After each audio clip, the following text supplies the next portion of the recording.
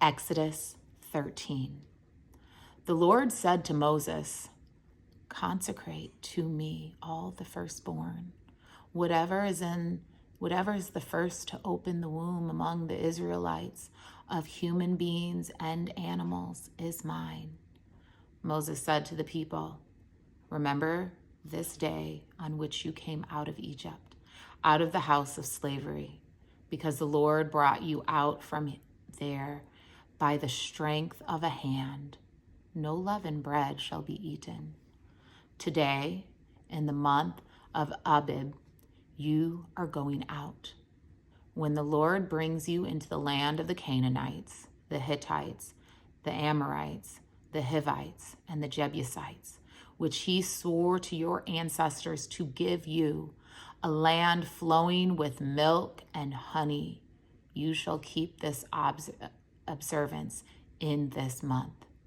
7 days you shall eat unleavened bread, and on the seventh day there shall be a festival to the Lord. Unleavened bread shall be eaten for 7 days. No leavened bread shall be seen in your possession, and no leaven shall be seen among you in all your territory. You shall tell your child on that day, 'It is because of what the Lord did for me when I came out of Egypt.' It shall serve for you as a sign on your hand and a reminder on your forehead, so that the teaching of the Lord may be on your lips. For with a strong hand the Lord brought you out of Egypt. You shall keep this ordinance at its proper time from year to year.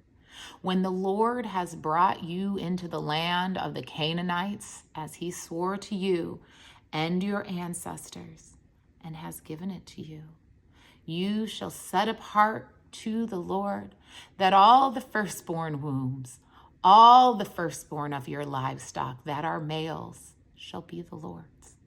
When in the future your child asks you, 'What does this mean?'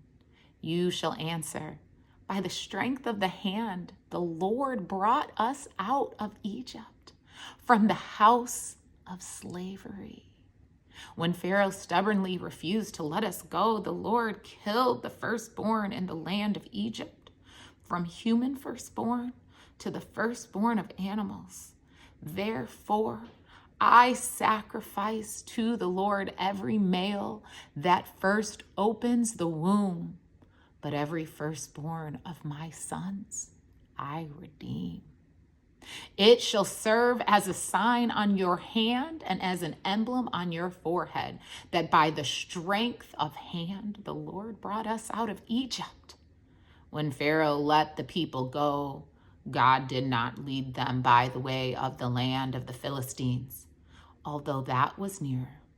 For God thought, if the people face war, they may change their minds and return to Egypt.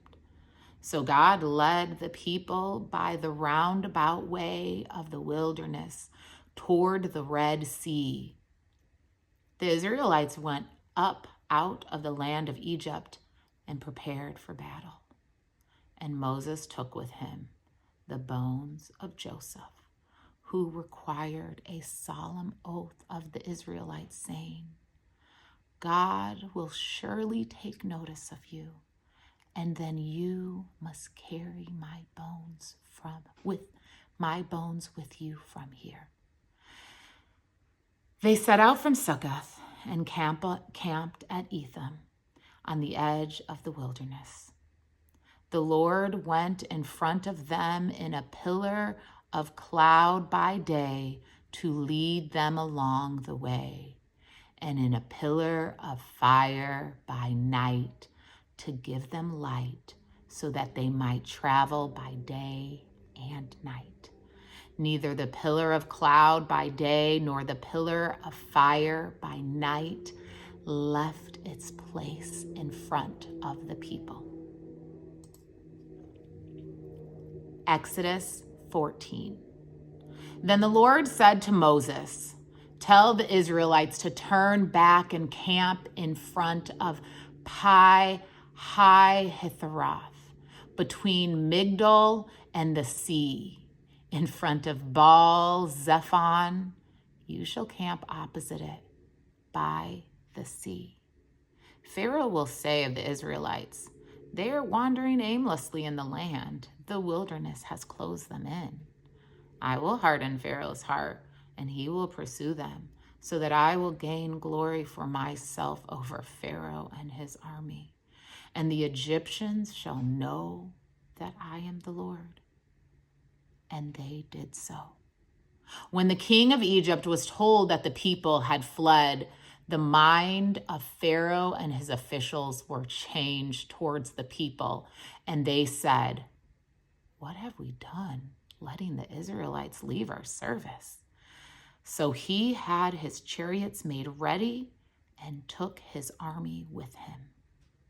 He took 600 picked chariots and all the other chariots of Egypt with officers over all of them. The Lord hardened the heart of Pharaoh, king of Egypt, and he pursued the Israelites who were going out boldly. The Egyptians pursued them. All Pharaoh's horses and chariots, his chariot drivers, and his army, they overtook them camped by the sea of Pi-Hahiroth in front of Baal Zephron. As Pharaoh drew near, the Israelites looked back, and there were Egyptians advancing on them. In great fear, the Israelites cried out to the Lord.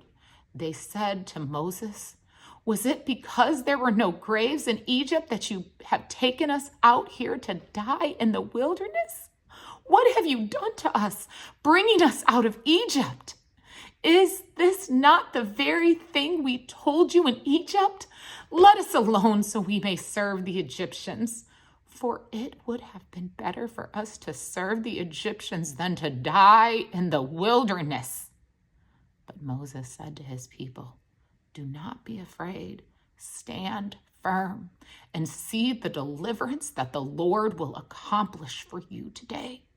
For the Egyptians who see you today will never see you again. The Lord will fight for you, and you only have to keep still. Then the Lord said to Moses, why do you cry out to me? Tell the Israelites to go forward. But you lift up your staff and stretch out your hand over the sea and divide it, that the Israelites may go into the sea on dry ground. Then I will harden the hearts of the Egyptians so that they will go in after them. And so I will gain glory for myself over Pharaoh and all his army, his chariots, and his chariot drivers.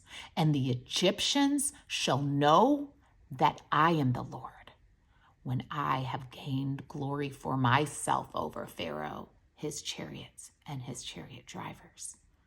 The angel of God who was going before the Israelites' army moved and went behind them. The pillar of cloud moved from in front of them and took its place behind them. It came in between the army of Egypt and the army of Israel. And so the cloud was there with the darkness, and it lit up the night. One did not come near all other night. Then Moses stretched out his hand over the sea. The Lord drove the sea back by a strong east wind all night and turned the sea into dry land, and the waters were divided. The Israelites went into the sea on dry ground, the waters forming a wall for them on their right and on their left. The Egyptians pursued and went into the sea after them, all of Pharaoh's horses, chariots, and chariot drivers. At the morning watch, the Lord in the pillar of fire and cloud looked down upon the Egyptian army and threw the Egyptian army into panic. He clogged their chariot wheels so that they turned with difficulty. The Egyptians said, "Let us free from the Israelites, for the Lord is fighting for them against Egypt."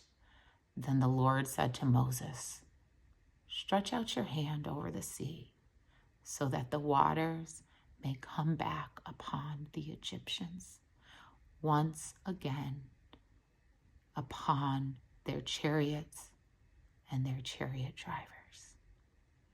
So Moses stretched out his hand over the sea, and at the dawn of the sea returned to its normal depth.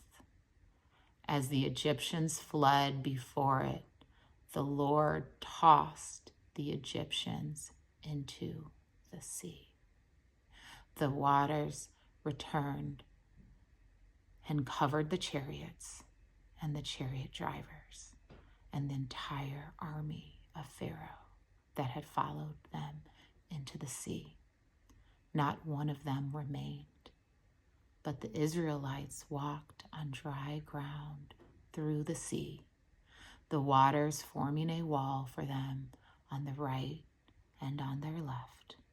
Thus the Lord saved Israel that day from the Egyptians, and Israel saw the Egyptians dead on the seashore. Israel saw the great work that the Lord did against Egypt. So the people feared the Lord and believed in the Lord and in his servant Moses.